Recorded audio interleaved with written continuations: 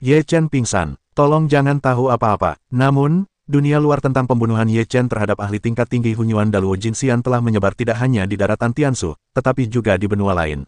Tidak mungkin sekuat itu. Tingkat kedua Hunyuan Daluo Jinxian membunuh begitu banyak ahli tingkat tinggi satu demi satu. Benar-benar belum pernah terjadi sebelumnya. Sungguh menakjubkan. Ye Chen, apakah ini melawan langit? Siapa lagi di antara generasi muda di Jalan Senyu yang bisa melawannya? Tanda tanya petik 2. Keluarga Kingko berselisih dengannya. Kita harus membunuhnya dan jangan pernah melepaskannya. Aku bersumpah bahwa Ye Chen dan aku tidak akan pernah mati seumur hidup ini. Setelah orang-orang dari seluruh benua di negeri dongeng mengetahui hal ini, mereka mulai membicarakannya, dan mereka yang menderita kerugian besar menjadi sangat marah dan melontarkan kata-kata kejam untuk membunuh Ye Chen. Setengah bulan telah berlalu, Ye Chen, yang dibicarakan orang-orang, tidak diketahui keberadaannya. Tidak ada yang tahu kemana Ye Chen pergi, apalagi apakah Ye Chen hidup atau mati. Karena, dalam perang itu, banyak orang juga melihat Ye Chen berdarah, jadi dia meninggalkan kota keempat dengan tergesa-gesa, pasti ada sesuatu yang salah. Ye Chen kemungkinan besar mengalami kecelakaan. Meskipun dia memiliki kekuatan supernatural, tubuhnya benar-benar kelebihan beban. Dia terluka parah jika dia tidak mati sekarang. Beberapa orang menilai demikian. Ye Chen sudah mati, agar talenta muda lainnya memiliki kesempatan. Kalau tidak, Ye Chen dapat menekan semua orang sendirian. Bagaimana orang lain bisa mengangkat kepala mereka? Entah Ye Chen hidup atau mati, kita harus menemukannya. Dia masih memiliki artefak di tubuhnya. Jika dia mati, artefak itu akan menjadi milik kita. Jika dia masih hidup, mungkin terluka parah, kita akan memiliki kesempatan untuk mendapatkan artefak itu. Banyak orang mulai diam-diam mencari keberadaan Ye Chen. Mereka tahu bahwa Ye Chen tidak akan pernah pergi terlalu jauh. Dia pasti berada di luar kota keempat, karena kota kelima belum dibuka. Saudaraku tidak akan pernah mati. Jika kau berani mengutuknya, aku tidak akan pernah membuatnya merasa lebih baik. Binatang buas itu membuka mulutnya di kota kelima. Tidak ada kabar dari Ye Chen selama setengah bulan, yang bukan pertanda baik. Dao Yi mengerutkan kening dan merasa aneh. Mengapa kita tidak pergi ke kota keempat dan mencari keberadaan Ye Chen? Saran Yun Wei. Baiklah, begitu, dia mengangguk. Kemudian, ketiganya meninggalkan kota kelima dan datang ke kota keempat dan kota kelima untuk mencari keberadaan Ye Chen. Siapa yang berani mengatakan bahwa ayahku sudah mati? Aku harus membunuhnya. Saat ini, Ye Fan meraung di kota pertama. Banyak orang terkejut, bukankah Ye Chen hanya punya satu anak perempuan bernama Ye Xin? Kenapa sekarang ada anak laki-laki lagi? Nama pria ini Ye Fan. Dia juga sosok yang kejam. Dia memiliki sikap elegan bak Ye Chen. Keluarga Ye Chen benar-benar anti malaikat. Seorang putri terlahir dengan jurus Tao, dan menantunya terlahir dengan jurus Tao. Meskipun putranya bertubuh biasa saja, dia sama mengerikannya. Petik 2. Apakah keluarga Ye melawan Hawa? Banyak orang membicarakannya. Meskipun Ye Fan kuat, dia baru berada di tahap awal Hunyuan Daluo Jinxian. Jika kau menggunakan beberapa cara, kau bisa mengalahkannya. Saat kau pergi ke Ye Fan untuk mengancam Ye Chen, aku rasa Ye Chen tidak akan berkompromi. Beberapa orang mulai memikirkan ide Ye Fan. Cara ini bisa digunakan. Ye Chen terlalu kuat. Jika kau bisa membunuhnya dengan cara biasa, kau hanya bisa melakukannya.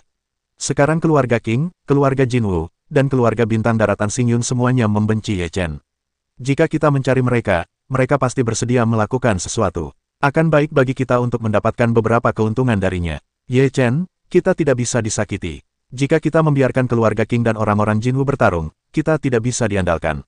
Sudah beres. Beberapa orang mulai merencanakan. Ye Chen adalah orang yang sangat kulindungi dari para kera. Siapapun yang berani menyentuh sehelai rambut pun dari Ye Chen, akan kuhancurkan seluruh keluarganya. Sehari kemudian, orang kuat dari para kera besar merasakan daratan Tiansu dan segera mengeluarkan peringatan. Aku memiliki hubungan baik dengan Ye Chen di daratan Tiongkok. Aku teman kita. Jika kau ingin memindahkan Ye Chen, kau harus bertanya pada keluarga Yun kami. Orang-orang dari daratan awan Crab Myrtle juga datang. Banyak orang terkejut. Kera besar dan Lagerstroemia semuanya ada di sini. Sekarang Ye Chen bisa dianggap sebagai tempat berlindung. Jika kau ingin memindahkan Ye Chen, kau harus mempertimbangkannya. Tidak semua orang bisa mengendalikan Ye Chen. Bahkan beberapa keluarga pertama di daratan juga perlu mempertimbangkan, karena ada jurang pemisah antara daratan, dan juga jurang pemisah antara keluarga pertama dan keluarga pertama. Aku ingin melindungi Ye Chen di tanah tandus. Siapapun yang berani menentangnya pasti akan mengubah tanah mereka menjadi tanah tandus. Sehari kemudian, orang-orang kuat dari tanah tandus muncul dan segera mengeluarkan peringatan. Dengan munculnya 3 keluarga besar seperti itu, banyak orang di daratan sangat takut dan mulai berencana untuk menyerah berurusan dengan Ye Chen. Sebagian dari kemarahan mereka tak tertahankan. Aku tidak berani memikirkannya. Beberapa orang tua akan datang, kata Bistian Sing sambil tersenyum. Kita harus berhati-hati. Beberapa orang selalu ingin mengambil risiko, tidak takut pada 10.000, untuk berjaga-jaga. Yun Wei mengangguk dan berkata, lagi pula, terlalu banyak orang yang menginginkan nyawa Ye Chen. Kita harus waspada. Di mana Ye Chen sekarang? Bis menghela napas dan menatap jalan pegunungan yang luas. Mereka telah mencari selama beberapa hari, tetapi tidak menemukan keberadaan Ye Chen, dan hati mereka semakin khawatir. Di sebuah gua, terdapat sebuah kepompong besar. Kepompong itu bersinar dan dikelilingi oleh roh abadi yang kuat, penuh aura.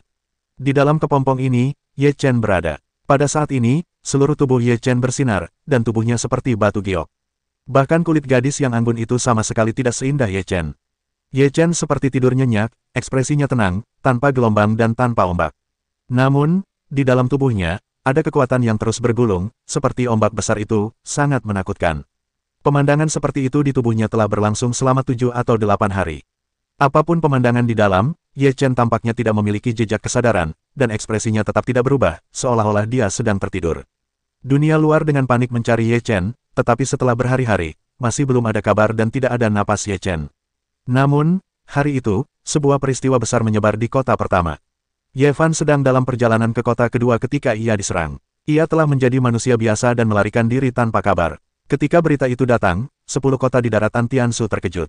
Mereka tahu bahwa seseorang ingin menggunakan Ye Fan untuk memaksa Ye Chen dengan cara yang begitu keji. Ini pasti ulah keluarga-keluarga yang berseteru dengan Ye Chen, kata seseorang dengan sangat yakin. Sepertinya jika mereka tidak dapat menemukan Ye Chen, mereka hanya dapat memaksa Ye Chen untuk muncul dengan cara ini, tetapi mereka tidak menyangka akan diloloskan oleh Ye Fan pada akhirnya. Banyak orang merasa bahwa Ye Fan hanyalah seorang Hunyuan Daluo Jinxian, tetapi dapat melarikan diri, artinya sangat berbeda.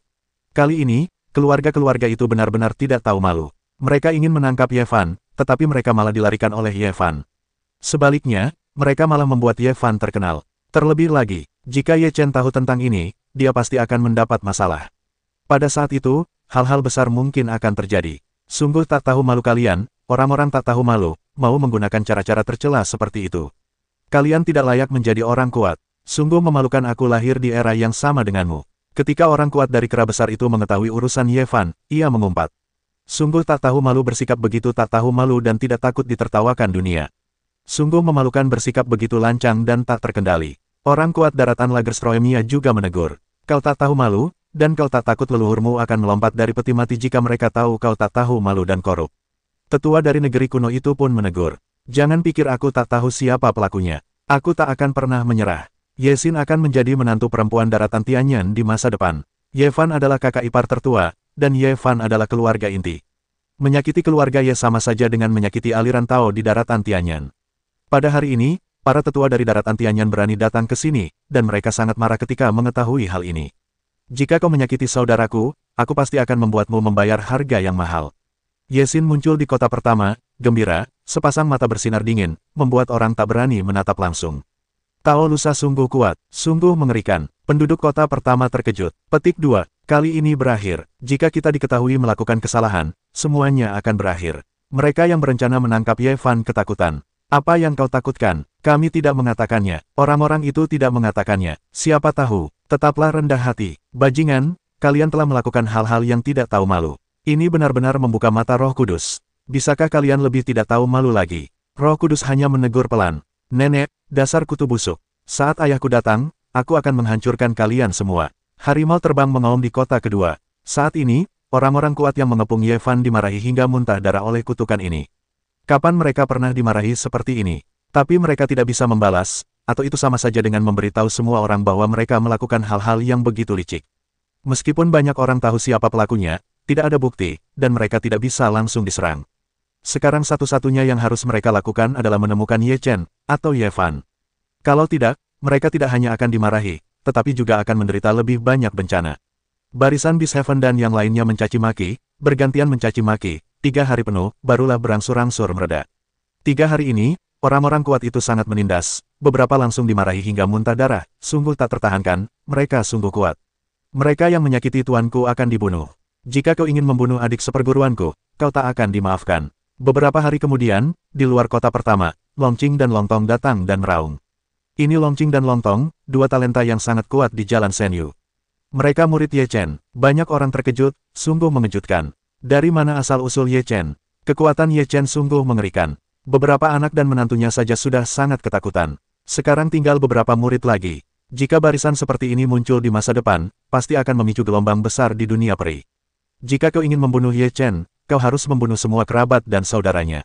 Kalau tidak, begitu orang-orang ini membalas, itu akan menjadi bencana.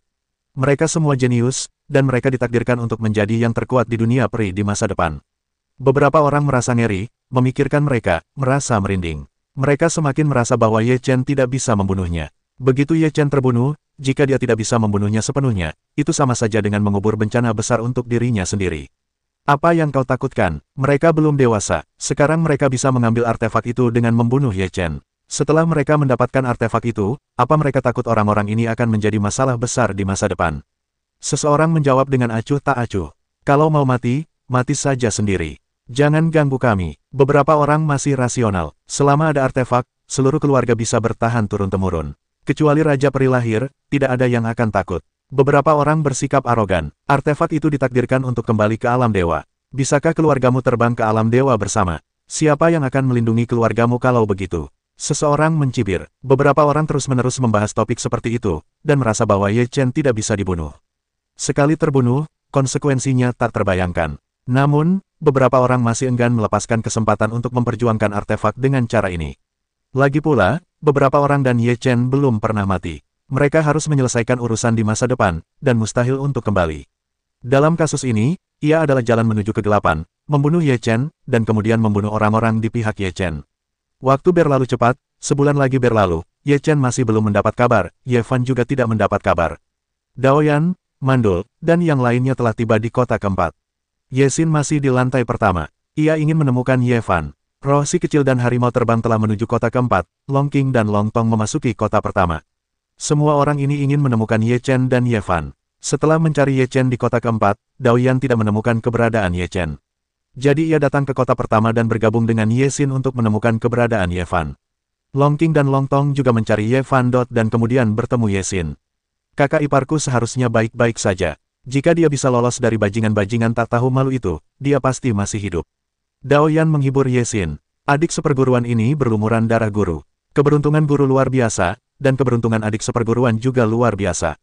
Semuanya akan baik-baik saja. Jangan khawatir, adik seperguruan. Long Qing menghiburnya. Ye Xin tampak muram dan berkata, alasan kakak iparku meninggal adalah karena bajingan-bajingan itu tua dan abadi. Aku ingin mereka membayar harganya. Kalau begitu beri mereka pelajaran, kata Dao Yan ringan. Kemudian, sesosok muncul di kehampaan. Dao Yan memberi hormat pada sosok itu dan berkata, tetua klan, tolong lakukan ini. Jika kau tidak menakuti orang-orang tua itu, mereka benar-benar berpikir kita pandai menindas. Terserah aku tidak bisa membunuh semua orang itu, tapi aku bisa membunuh beberapa. Pria tua di kehampaan itu mengangguk. Terima kasih banyak. Dao Yan berpegangan tangan dan memberi hormat. Pria tua itu menghilang dan kehampaan itu sunyi. Sehari kemudian, negeri Tiansu berguncang, dan 5 orang kuat dari Jinwu, Qing Jia, dan Xing Jia tumbang satu demi satu, 2 di antaranya berasal dari Jinwu. Untuk menakut-nakuti semua orang, Dao Yan, Ye Xin, dan Long Qing, Long Tong, merebus 2 mahkota emas dan memakannya secara terang-terangan. Daging Jinwu sungguh lezat, pantas saja guru sangat menyukainya.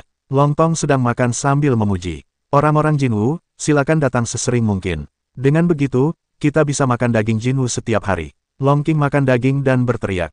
Kerumunan itu ketakutan, lalu keheningan menyelimuti orang-orang Jinwu. Mereka semua tahu bahwa kematian orang kuat pasti tak terpisahkan dari Dao Yan dan Ye Xin. Ini adalah balas dendam Ye Xin atas perbuatan Ye Fan, dan dia membunuh 5 orang kuat di awal. Sungguh luar biasa. Orang-orang Jinwu sangat marah hingga hampir muntah darah. Demi menangkap Ye Fan dan memaksa Ye Chen, mereka kehilangan muka. Sekarang Ye Xin membalas dendam dan membunuh 2 tetua klan. Ini seperti mencuri ayam dan tidak makan nasi. Keluarga Qing kehilangan 2 tetua klan, dan mereka juga gila sekarang, tetapi tidak ada cara lain. Mereka sangat jelas dalam hati bahwa jika mereka menyerang Ye Chen atau orang-orang di sekitarnya, mereka mungkin akan menerima pembalasan yang lebih besar. Mari kita bersabar sebentar. Setelah Ye Chen muncul, dia harus dihancurkan berkeping-keping. Keluarga Qing membuat keputusan seperti itu. Kita juga bersabar sebentar, beristirahatlah untuk sementara waktu, keluargaku siap untuk membuka tanah leluhur secara menyeluruh.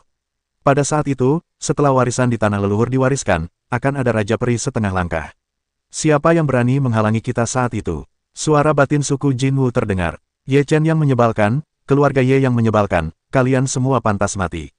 Sekarang, biarkan kalian merengek sebentar, lalu kalian akan menangis. Seseorang dari keluarga bintang berkata dengan marah. Apa kalian sudah mendengar kabar dari pria misterius yang menghubungi kita sebelumnya? Tanya seseorang dari keluarga bintang. Kami punya kabar, dia sangat kuat dan punya dendam terhadap Ye Chen. Kita bisa bergabung dengannya untuk membunuh Ye Chen. Ye Chen pasti akan mati. Ada satu klan di keluarga bintang yang sangat yakin. Yah, Ye Chen pasti akan mati. Jika dia tidak mati, kita tidak akan hidup bahagia di masa depan. Kakak tertua dari keluarga bintang meraung. Semua orang tahu bahwa kekuatan Ye Chen sangat mengerikan. Jika dia tidak disingkirkan sekarang, setelah dia dibiarkan dewasa sepenuhnya di masa depan, merekalah yang akan dibasmi. Di bawah tekanan dari benua Tianyan yang kuat, keadaan benar-benar hening. Sudah setengah bulan hening dan tidak ada yang terjadi. Hari ini, Ye Fan muncul di kota pertama. Kemunculannya tiba-tiba mengejutkan hati penduduk kota pertama. Ye Fan tiba-tiba kembali dengan selamat. Aku, Ye Fan, telah kembali, dasar bajingan. Cepat atau lambat, aku akan membunuhmu dan menghisap esensi darahmu. Ye Fan meraung di kota pertama. Ye Xin sangat gembira mengetahui bahwa Ye Fan telah kembali. Ia segera bertemu Ye Fan. Baik kakak maupun adiknya sangat bahagia. Kakak, kau baik-baik saja. Jika kau punya sesuatu, aku akan membunuh mereka di daratan, kata Ye Xin dengan sangat angkuh. Bagaimana rasanya menjadi gadis yang bertarung dan membunuh sepanjang hari? Siapa yang berani menikahimu? Ye Fan memutar matanya. Beranikah kau menikah denganku? Ye Xin menatap Dao Yan langsung dan bertanya. Dao Yan langsung tampak serius dan berkata, tentu saja kau berani.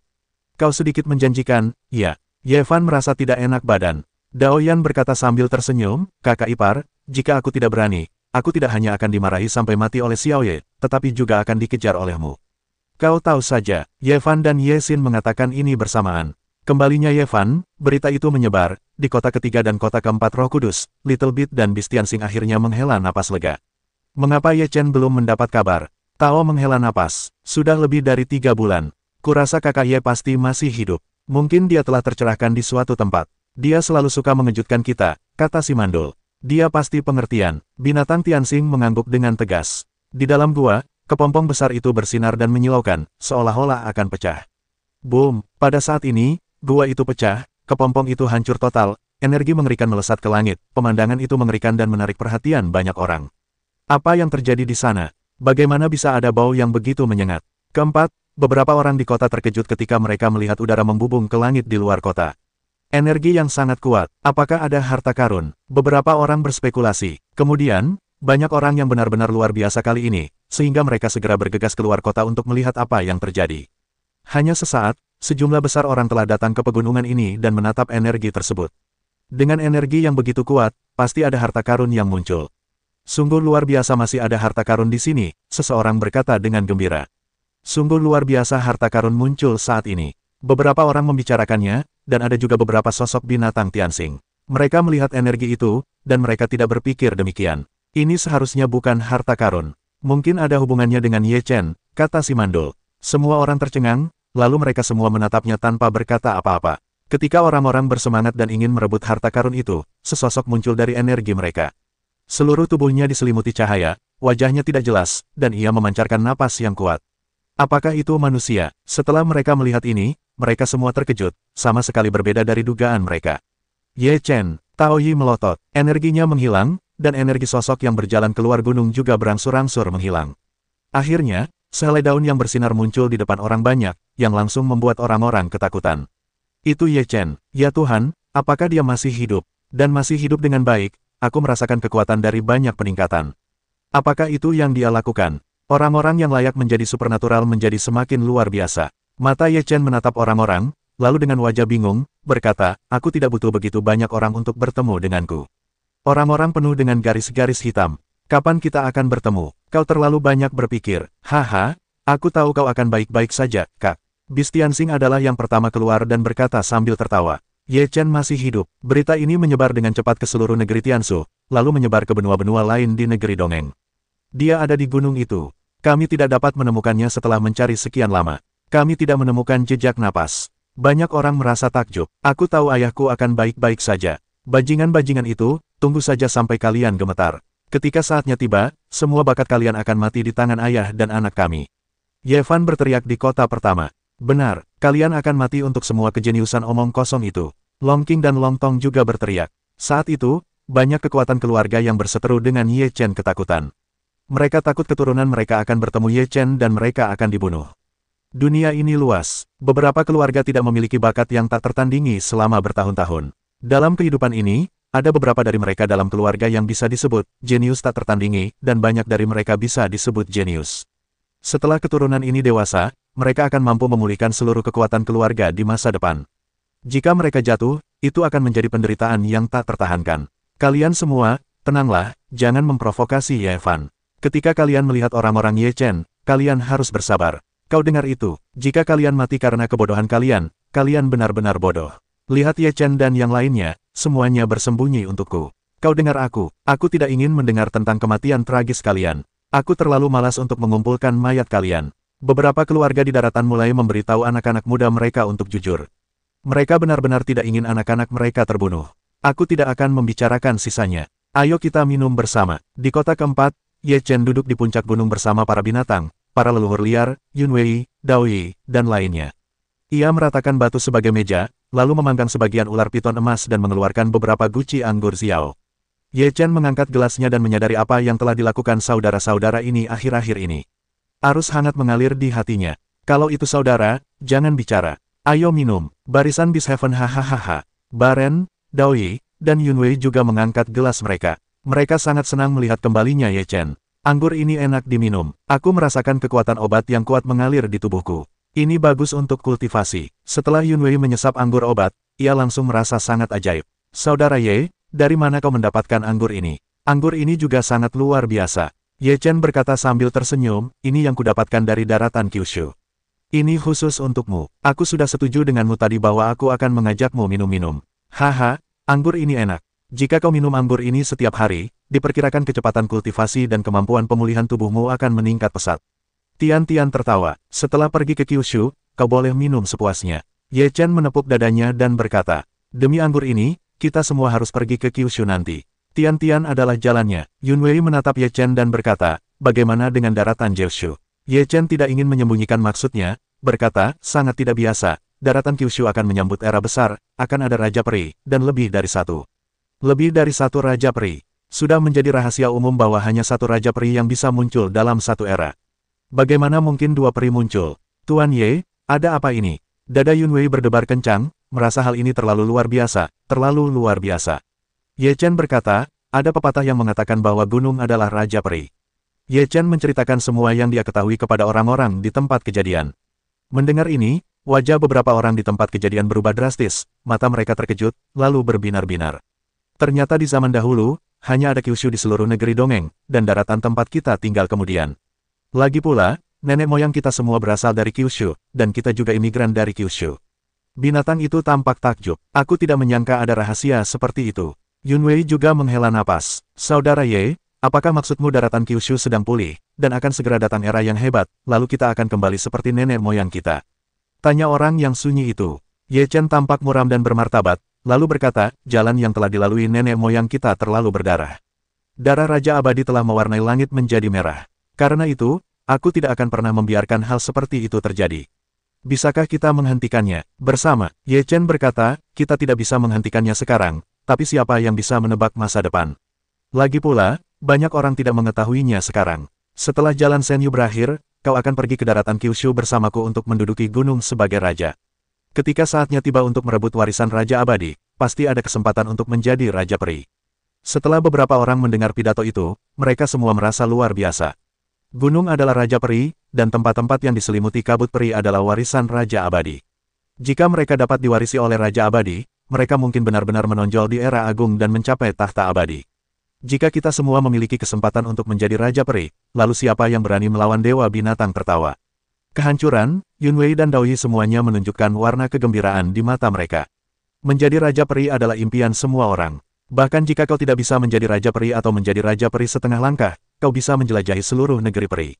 Ketika Ye Chen sedang minum dan mengobrol dengan beberapa orang di hutan belantara, dan ketika orang-orang tidak berani takut pada Ye Chen, beberapa orang berdiri dan berkata, Ye Chen, lebih baik kau tidak mati. Kupikir aku tidak bisa membunuhmu sendiri. Kali ini, aku harus membunuhmu. Sebuah pesan datang dari lantai 6. Kalimat ini menyebar di daratan Tiansu, dan beberapa orang bertemu dengan pembicara. Itu Raja Iblis Banteng. Konon, ia adalah keluarga iblis besar di samping kera besar di benua tulang hewan. Konon, Iblis Banteng Agung hampir menghancurkan kera besar sebelumnya, dan menjadi keluarga pertama di benua tulang hewan. Akibatnya, mereka dibasmi oleh kera-kera berkekuatan besar. Apa yang kau tahu? Ada seorang anggota lama dari klan Iblis Banteng Besar yang telah menjadi Raja Peri setengah langkah dan mampu melintasi negeri peri.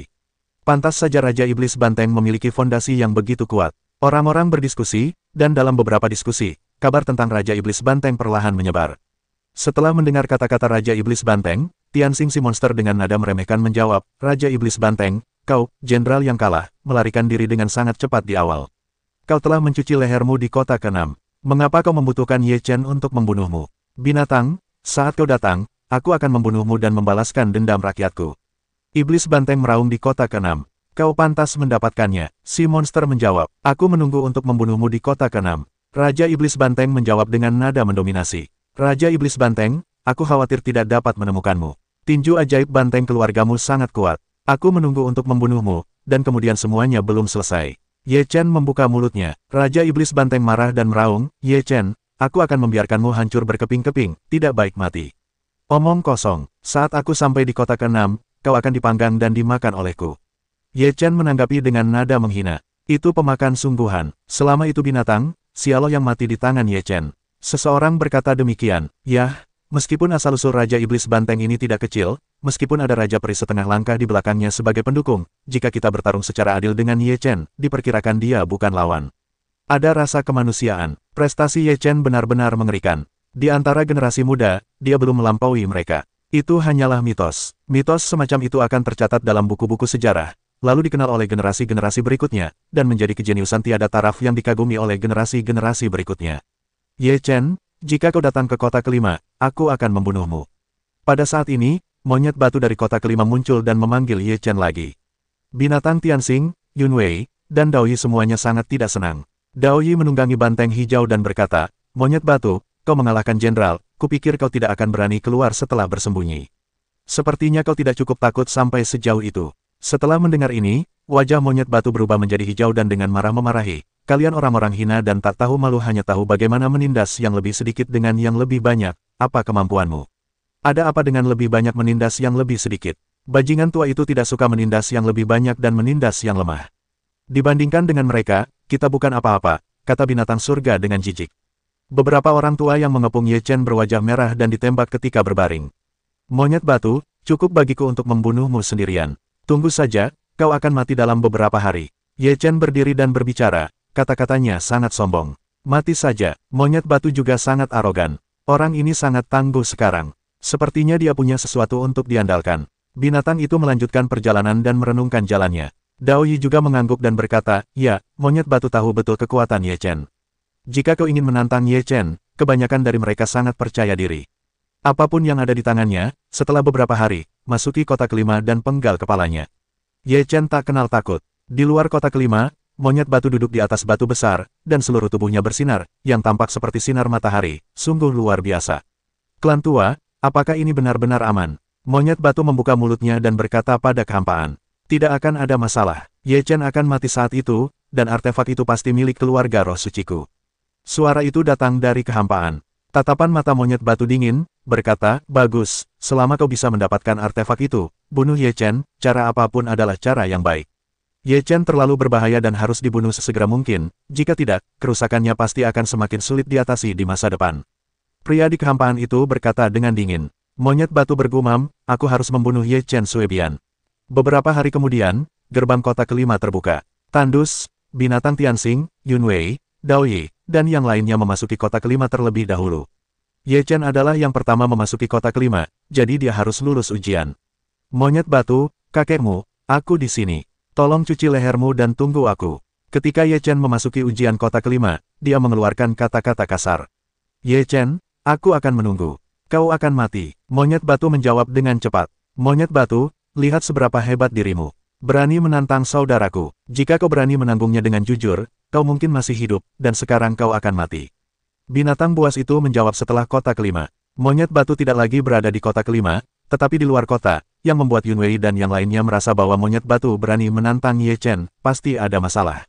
Ye Chen, monyet batu memintaku untuk menghadapinya. Aku tidak akan meledakkan kepalanya. Ketika dia memasuki kota ketiga, roh suci berseru. Saat kau datang, bunga lili hari akan dingin. Binatang buas Tianxing berkata sambil tersenyum.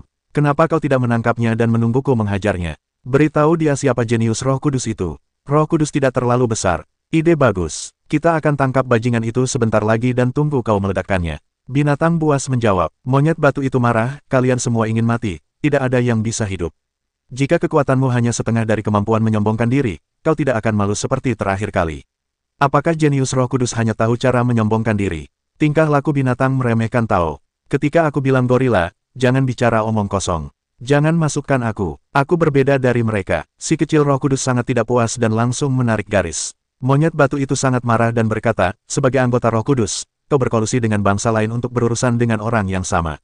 Kau tidak akan dilindungi oleh leluhurmu, dasar pengkhianat. Astaga, Lao Su tidak lahir di negeri Roh Kudus. Meskipun itu Roh Kudus, kita berbeda. Jangan samakan aku dengan kalian, para roh rendahan. Ini penghinaan bagiku. Roh kecil itu berkata dengan nada menghina. Monyet batu itu hampir memuntahkan darah, dan orang-orang di belakangnya mau tak mau ingin bergegas dan menamparkan Roh Kudus sampai mati. Aku marah. Terdengar raungan dari kehampaan di sekitar monyet batu itu. Wajah monyet batu itu juga sangat muram, dan berkata, jangan marah, bunuh Ye Chen dulu, lalu satu persatu akan kubunuh yang lain. Mereka tidak bisa lari. Ye Chen berhasil melewati ujian kota kelima dan memasuki kota kelima. Monyet batu tidak ada di kota kelima dan belum menemukan posisinya. Dilihat dari kepercayaan dirinya, dia seharusnya waspada. Kita harus berhati-hati. Yunwei bertemu Ye Chen dan memberitahu mereka apa yang mereka pikirkan. Baren berkata, bagaimanapun, keluarga kita diam-diam datang ke kota kelima. Jika ada masalah di pihak monyet batu, kita bisa mengubahnya di sini. Aku juga sudah memberitahu para tetua bahwa kedatangannya akan segera tiba. Kalian baru saja lulus ujian dan beristirahatlah. Jangan pedulikan monyet batu dulu, kata binatang itu. Ye Chen mengangguk ketika mendengar itu. Ia merasa tidak perlu bertarung dengan monyet batu sekarang. Ia akan menggantung monyet batu di sana dan menunggu monyet batu datang untuk bertarung. Ye Chen dan yang lainnya sedang beristirahat di penginapan, tidak peduli pada monyet batu. Monyet batu mengetahui bahwa Ye Chen telah memasuki kota kelima, tetapi ia tidak datang menemuinya. Ia merasa sedikit terkejut. Berdasarkan momentum Ye Chen sebelum datang ke kota kelima, ia seharusnya datang untuk bertarung dengannya. Monyet batu sedikit terengah-engah. Ia pikir Ye Chen mungkin waspada, jadi ia tidak langsung datang untuk melawannya. Apa yang akan kau lakukan sekarang? Jika Ye Chen waspada, maka kita akan pasif. Monyet batu khawatir. Kekosongan di sekitar monyet batu berputar dan berkata, kau dulu memprovokasi Ye Chen dan membawa Ye Chen ke sini. Selama Ye Chen datang, semuanya akan mudah. Kau harus tenang dan jangan terpengaruh oleh Ye Chen. Monyet batu mengangguk dan berkata, aku tahu. Ketika Ye Chen memasuki kota kelima, tidak ada pergerakan. Banyak orang masih ingin melihatnya melawan monyet batu. Akibatnya, hari itu berlalu tanpa pergerakan. Ada apa? Kenapa Ye Chen belum pergi ke monyet batu untuk bertarung? Beberapa orang lebih cemas daripada Ye Chen dan monyet batu. Ye Chen baru saja lulus ujian, diperkirakan kita harus menyesuaikan keadaan. Beberapa orang berspekulasi, dengan kekuatan Ye Chen, bisakah ujian kota kelima mengalahkannya? Apa kau masih perlu menyesuaikan statusmu? Ye Chen, dasar pengecut, bukankah kau bilang akan membunuhku ketika kau datang ke kota kelima?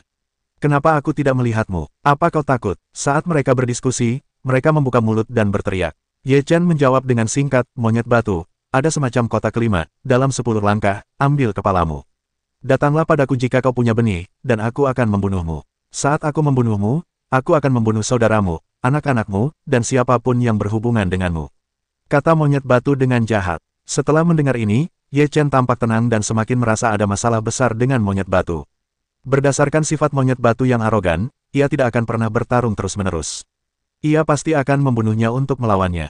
Namun, sekarang monyet batu telah memprovokasinya dan ingin dia pergi. Ada masalah besar. Monyet batu, kau sudah mati di mataku. Apa kau masih begitu ingin mati? Ye Chen menjawab dengan tenang tanpa amarah sama sekali. Jika mereka terburu-buru, mereka tidak akan bisa melaksanakan rencananya. Kupikir Ye Chen memiliki begitu banyak keterampilan dan keberanian. Sungguh mengecewakan. Monyet batu terus bersemangat. Ye Chen berkata sambil tersenyum, kupikir kau memiliki begitu banyak keberanian dan keterampilan sehingga kau bahkan tidak berani memasuki kota. Sungguh mengecewakan. Apakah keluarga roh benar-benar menurun? Adikku sedikit lebih muda dan lebih berani. Dibandingkan dengannya, kau lemah dan mudah meledak. Monyet batu gemetar karena marah. Ia ingin bertarung dengan Ye Chen di kota kelima. Namun akal sehat berkata, tidak. Apa yang harus kulakukan? Ye Chen sedang tidak bersemangat. Apa dia sudah menduga sesuatu? Tanya monyet batu. Sebuah suara dari kehampaan berkata, seharusnya tidak. Kita datang ke Tiansu dan tidak ada yang tahu. Jika kita mengubah rencana, jika kita terus bermain seperti ini, bahkan jika Ye Chen tidak menemukan apapun sekarang, dengan kepekaan Ye Chen, kita akan menemukan masalah. Kata monyet batu, kita sudah lama mengatur tempat ini dengan hati-hati. Sayang sekali kalau menyerah. Suara dari kehampaan berkata, mari kita pergi dari sini dulu, lalu pimpin Ye Chen ke sini, lalu kita akan membunuh Ye Chen sekaligus. Kata monyet batu, sebuah suara dari kehampaan berkata, oke, begitulah. Rencananya akan sedikit berubah. Ye Chen, aku di sini. Kau akan mati. Monyet batu datang ke arah kotak kelima, dengan ganas dan marah. Monyet batu telah berdiri di tembok kotak kelima, dengan sikap arogan, sangat arogan. Monyet batu, karena kau datang untuk mati, aku akan membuatmu sukses. Ketika Ye Chen melihat monyet batu datang, sudut mulutnya sedikit terangkat. Selama monyet batu mencapai kotak kelima, tidak ada alasan baginya untuk pergi. Sosok Ye Chen langsung muncul di jalanan kotak kelima, lalu melangkah menuju tembok kotak kelima. Semua orang di kotak kelima memperhatikan siapa yang bisa membunuh siapa dalam perang ini. Ye Chen tiba di gerbang kota. Ketika dia melihat posturnya yang memandang dunia, dia berkata dengan senyum meremehkan, jika aku tidak menyelamatkanmu, kau akan menjadi tumpukan batu busuk. Monyet batu teringat masa-masa kebingungan itu, dan dengan amarah yang tak tertandingi berkata, terakhir kali, jika kau tidak menyerang diam-diam, aku tidak akan malu. Lagi pula, kau memang orang yang tak tahu malu. Ye Chen tertawa dan berkata, siapa bilang pertarungan harus 1 lawan 1? Kita harus adil. Hal yang paling tidak adil di dunia ini adalah pertarungan. Jika pertarungan benar-benar adil, di mana kita bisa menang atau kalah? Kau bahkan tidak tahu itu. Konyol, hari ini, karena kau datang untuk mati, aku akan membantumu. Aku akan menangkapmu dan membiarkan adikku meledakkanmu. Wajah monyet batu sangat buruk rupa, tetapi dia tidak memiliki dorongan hati, dia tahu apa yang ingin dia lakukan. Monyet batu berkata dengan dingin, ini tidak cocok untuk bertarung. Ayo kita bertukar tempat. Tempatnya di luar kota. Kemana lagi kau bisa pergi? Apa kau pikir kau perlu mencari tempat yang lebih baik untuk mati? Dengan cara ini, mereka bisa dikubur di tanah harta karun geomantik setelah kematian. Ye Chen mencibir. Wajah monyet batu muram, dan Ye Chen sudah bergerak saat ini. Mana mungkin dia seperti pikiran monyet batu. Bertarung ya bertarung, dan memilih tempat yang baik. Tentu saja, ada masalah besar. Monyet batu melihat Ye Chen bergegas ke arahnya, dan segera mundur, mencoba membawa Ye Chen ke gunung itu. Namun, kecepatan Ye Chen terlalu cepat. Monyet batu tidak bisa melarikan diri. Dia tidak bisa membawa Ye Chen ke masa lalu. Dia hanya bisa melawan Ye Chen secara pasif. Monyet batu sangat marah. Sekarang semua rencana tidak dapat dilaksanakan. Dia mengeluarkan kekuatan luar biasa dan bertabrakan dengan Ye Chen. Rambut hitam Ye Chen berkibar, dan kekuatan dahsyat meletus, yang mengguncang bumi. Boom! Tubuh monyet batu terguncang mundur, Ye Chen melangkah, begitu tenang. Dia sekali lagi mengarahkan telapak tangannya ke arah Ye Chen, membentangkan udara. Kekuatan teror, seolah-olah keberadaan teroris super sedang menghancurkan semut mol berkekuatan sangat rendah. Monyet batu merasa begitu marah. Hati, karena dia tidak bisa mengikuti rencananya, dia akan membunuh Ye Chen dengan kekuatannya sendiri. Monyet batu itu mengayunkan tinjunya, dan seluruh tubuhnya bersinar dengan kekuatan yang luar biasa. Sepasang tinju yang tak tertandingi dahsyatnya, yang memaksimalkan keunggulan klan Roh Kudus. Boom! Keduanya bertabrakan lagi. Di bawah pukulan ini, sebuah retakan muncul di tinju monyet batu, dan tubuh monyet batu itu terlempar mundur. Sudah kubilang, kalau kau bisa mencapai level pertama dalam 10 gerakan, kau tidak akan bisa mencapainya jika hanya mencapai level kedua sekarang. Ye Chen mendengus dingin dan meremehkan. Wajah monyet batu itu tampak tak tertandingi, ganas, hingga ekstrim. Tinjunya tampak retak, dengan tubuhnya yang kuat, ia tak mampu menahan pukulan Ye Chen. Seberapa kuat Ye Chen? Kekuatan Ye Chen telah melampaui imajinasinya. Sekarang Ye Chen belum mencapai ranah supernatural. Namun, meskipun begitu, Ye Chen dapat menyapu level yang sama, benar-benar tak terkalahkan. Ye Chen melangkah maju lagi dengan kecepatan tinggi. Dalam sekejap, ia berada di depan monyet batu. Monyet batu itu bereaksi sangat cepat dan hendak melarikan diri. Namun, kecepatannya tidak secepat Ye Chen, dan ia segera disusul oleh Ye Chen. Tinju Ye Chen sangat kuat, dan ia memiliki momentum kehadiran raja di dunia. Ia menyelimuti monyet batu, dan monyet batu itu merasakan ketakutan yang luar biasa. Beraninya kau. Saat itu, terdengar raungan amarah dari kehampaan. Sosok seperti itu saja sudah cukup untuk menghalangi keberadaan Hunyuan Daluo Jinxian tingkat 2. Namun, Ye Chen tidak terpengaruh. Tinjunya masih begitu kuat hingga ia akan membunuh monyet batu itu. Aku tahu kau punya masalah. Sekarang aku tidak bisa menahannya. Ye Chen mencibir, sama sekali tidak peduli dengan keberadaan di kehampaan. Klan Roh Kudus, kau orang tua, betapa jahatnya kau. Lawanmu adalah kami. Pada saat ini, para ahli dari dunia kuno dan kera besar juga tiba. Mereka mulai mengutuk, dan mereka membunuh lelaki tua dari keluarga Roh Kudus. Monyet batu melihat pemandangan ini, wajahnya berubah drastis, sangat buruk rupa dan ketakutan. Kau sudah tahu itu, monyet batu berkata dengan ketakutan. Ye Chen mencibir dan mencibir, apakah kau ingin mengadu dombaku dengan kepala batumu? Konyol, hanya kalian kepala batu yang bisa memikirkan rencana jahat seperti itu. Petik 2. Ketika kau mendengar Roh Kudus mengaum, kau tak bisa menghina Roh Kudus. Petik 2. Kaulah yang tak bisa mati hari ini. Ye Chen mendengus dan memukul monyet batu itu dengan tinjunya. Monyet batu itu berusaha keras melawan, tetapi kekuatannya tak cukup untuk menahan serangan Ye Chen. Seluruh tubuhnya terlempar mundur, dan seluruh tubuhnya kehilangan cahaya. Retakan muncul di tubuhnya. Di sisi lain, para tetua klan Roh Kudus terpaksa bergegas keluar dari kehampaan, lalu mereka dikepung oleh para ahli dari tanah kuno dan para kera besar. Untuk sementara waktu, mereka juga mengalami banyak trauma, di mana mereka meraung dan meraung. Monyet batu melihat pemandangan ini, hatinya mati, kali ini mereka pasti akan mati. Ye Chen menghampiri monyet batu itu, lalu berkata, aku tidak akan membunuhmu, kata saudaraku, jika dia meninggalkanmu, dia akan meledakkanmu. Monyet batu mengamuk, membunuh, tidak mempermalukan. Apa boleh buat kalau aku menghinamu? Ye Chen mencibir. Monyet batu meraung, Ye Chen, bahkan jika aku mati, kau tidak akan lebih baik. Aku tidak percaya kau bisa berkomunikasi dengan langit sendirian. Ketika keluarga besar datang untuk membunuhmu, kau pasti akan mati. Petik 2. Sayang sekali kau tidak bisa melihatnya. Kalau tidak, kau akan melihat bagaimana aku bangkit dan menghancurkan seluruh tanah Roh Kudus. Ye Chen sedikit mengangkat mulutnya. Monyet batu gemetar. Ia melihat keyakinan yang mengerikan di mata Ye Chen, yang membuatnya mustahil untuk meragukan kata-kata Ye Chen. Ye Chen melambaikan tangannya dan memasukkan monyet batu ke dalam kantong surga dan bumi dewa. Puff! Klan Roh Kudus dipukuli hingga muntah darah dan meraung marah, tetapi pada akhirnya, tidak ada yang bisa diubah. Mereka dihancurkan oleh dua orang kuat. Orang-orang ketakutan. Orang-orang kuat di gurun dan benua tulang hewan benar-benar mengerikan. Itu benar-benar menghancurkan. Ye Chen juga sangat mengerikan.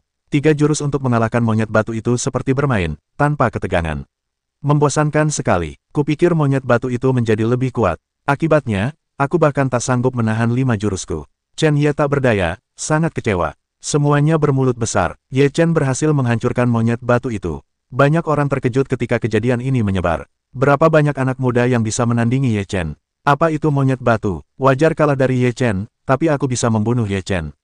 Kota ke-6 tak kenal takut. Raja Iblis Banteng begitu berani. Bisakah dia melampaui Ye Chen? Kau tahu, siapa yang bisa membunuh Ye Chen? Dia hanya mencari kematian. Beberapa orang mencibir. Aku menantikan kemampuan Raja Iblis Banteng. Aku berani menantang Ye Chen. Menghadapi tantangan Raja Iblis Banteng, Ye Chen menjawab, Raja Iblis Banteng, apakah kau mencari kematian? Atau kau ingin mati? Atau kau ingin mati? Jawaban seperti itu membungkam semua orang. Kaulah yang mencari kematian. Gengsi keluarga kita ditakdirkan untuk menyebar di negeri dongeng di masa depan. Kau akan menjadi batu loncatan bagi Raja Iblis Banteng kita. Raja Iblis Banteng berkata dengan percaya diri. Ye Chen berkata, tidak ada gunanya bicara lagi. Ketika aku sampai di kota ke-6, aku akan memenggal kepalamu dan menggantungnya di dinding. Aku akan membuat dendeng sapi dari seluruh tubuhmu. Ye Chen, aku akan membunuhmu, kata Raja Iblis Banteng dengan marah. Jika kota itu tidak dibuka sebulan sekali, kau pasti sudah mati. Tanggapan Ye Chen masih begitu mendominasi. Raja Iblis Banteng sangat agresif, saya pikir ada juga masalah besar. Tao Yi menyentuh dagunya, Baren mengangguk dan berkata, aku setuju, kau harus berhati-hati. Lagi pula, mereka masih memiliki Raja Peri setengah langkah yang masih hidup, yang sangat mengerikan. Ye Chen tersenyum dan menatap banteng hijau Dao Yi, lalu berkata, kukatakan, King Niu, kau juga seekor sapi, atau aku akan mengajarimu tinju ajaib banteng yang kuat, lalu pergi ke kota ke-6, kau akan menginjak-injak Raja Iblis Banteng untukku. Shen Yu ini meremehkan berurusan dengan sapi yang tidak mengalir masuk. Ini kehilangan identitasnya. Pemuda itu berkata dengan nada meremehkan. Ye Chen berkata sambil tersenyum, hei, kau benar-benar tidak tahu malu, mereka semua menyebut diri mereka dewa. King Niu berkata, sapi dewa ini memang sapi dewa. Sebenarnya, sapi-sapi kacau di negeri dongeng ini bisa dibandingkan satu sama lain. Sungguh menghinaku melakukan sesuatu pada mereka. Baiklah, jika kau menghancurkannya, itu akan sia-sia. Kau bilang kau tidak berani melawan Raja Iblis Banteng. Kenapa kau bicara begitu banyak? Ye Chen memutar matanya. King Niu mendengus dan tidak berbicara lagi. Anak buah Ye Chen hidup dengan sangat baik di kota ke-5. Sekarang semua orang tahu bahwa Ye Chen diam-diam dilindungi oleh orang-orang kuat, dan dia tidak berani bertindak sembarangan, yang membuat Ye Chen jauh lebih bersih. Ye Chen dan Bis Tianxing minum dan makan daging setiap hari. Yang mereka minum adalah anggur obat dan yangsong. Daging yang mereka makan adalah daging ular piton emas, yang merupakan daging Jinwu. Bukankah hidup seperti ini terlalu boros? Dao Yi minum anggur dan makan daging, lalu berkata dengan sangat datar. Jika kau tidak mau melakukan ini, kau bisa pergi ke samping dan membaca kitab suci. Beast Heavenly Line memutar matanya dan berkata, aku belum pernah membaca sutra sekalipun sejak dia menjadi dewa. Tao Yi tidak malu tetapi malah bangga pada Tao. Mereka semua menghina dan berkata, kau benar-benar malu mengatakan itu sebagai seorang Tao, kau bahkan belum pernah membaca kitab suci.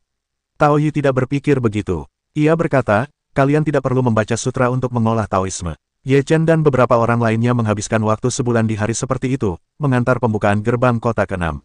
Baren telah melewati kota ke-6, jadi ia langsung memasuki kota ke-6. Ia juga pergi untuk menanyakan situasi dan menyentuh dasar Raja Iblis Banteng. Ye Chen, binatang Tianxing, Dao Yi, dan Yun Wei adalah ujian untuk memasuki kota ke-6. Setelah memasuki pintu itu, tidak ada yang lain selain jalan lebar di depan mereka. Ujian apa ini? Apakah kalian ingin kami melewatinya? Binatang surga melihat ke depan, tidak ada ujungnya. Ini satu-satunya jalan sekarang. Ayo pergi, kata Ye Chen. Beberapa orang di sepanjang jalan menuju masa lalu, berjalan agak jauh, orang-orang melihat mayat-mayat di tanah. Beberapa mayat telah menjadi tulang putih, yang lain tampaknya telah meninggal untuk waktu yang singkat. Tubuh-tubuh ini tidak memiliki trauma. Mereka mati dengan cara yang agak aneh. Dao Yi duduk di atas sapi hijau dan mengerutkan kening. Sebenarnya, tubuh Ye Chen diserang oleh jari-jarinya untuk sesaat. Sebenarnya, jiwa Ye Chen diserang dengan serius oleh jari-jarinya. Apakah ada serangan jiwa di sini? Yun Wei ketakutan. Ye Chen mengangguk, seharusnya jiwa mereka telah rusak parah. Itu adalah cedera fatal mereka. Apa yang terjadi pada mereka? Bagaimana mungkin jiwamu terluka? Beast Line mengerutkan kening. Ye Chen menggelengkan kepalanya dan berkata, singkatnya, hati-hati. Ada terlalu banyak cara untuk menyerang jiwa. Mustahil untuk bertahan. Beberapa orang mengangguk, lalu dengan hati-hati berjalan maju. Setelah beberapa saat, Ye Chen mendapati bahwa semua orang di sekitarnya telah menghilang, meninggalkannya sendirian, dan keheningan menyelimuti sekelilingnya. Jalan itu masih jalan yang sama, tetapi orang-orang telah pergi. Ye Chen menghentikan langkahnya, wajahnya bermartabat, dia telah ditembak tanpa sadar. Ye Chen segera melepaskan kekuatan jiwanya, lalu menggunakan kekuatan jiwanya yang dahsyat untuk menyerang area di sekitarnya, guna menyingkirkan situasi yang ada. Namun, tampaknya situasinya tidak sesederhana yang dibayangkannya. Serangan jiwa itu relatif kuat. Ia tidak dapat menemukan titik serangan untuk sementara waktu, dan tidak dapat menghentikan situasi. Pada saat ini, Ye Chen melihat beberapa sosok di depannya. Sosok-sosok ini adalah orang-orang kuat yang telah ia bunuh, dan mereka semua berwajah garang dan datang untuk melawannya. Ye Chen, kembalikan nyawaku. Ye Chen, aku akan membunuhmu. Aku akan membunuhmu. Ye Chen, kau harus mati kali ini. Suara-suara itu datang, hati Ye Chen sangat jernih, ini hanyalah ilusi, sama sekali tidak nyata, ia segera menyerang dengan kekuatan jiwanya. Kekuatan jiwa menimpa orang-orang itu, dan tubuh mereka tiba-tiba meledak, tetapi segera mereka berkumpul kembali, seolah-olah mereka abadi.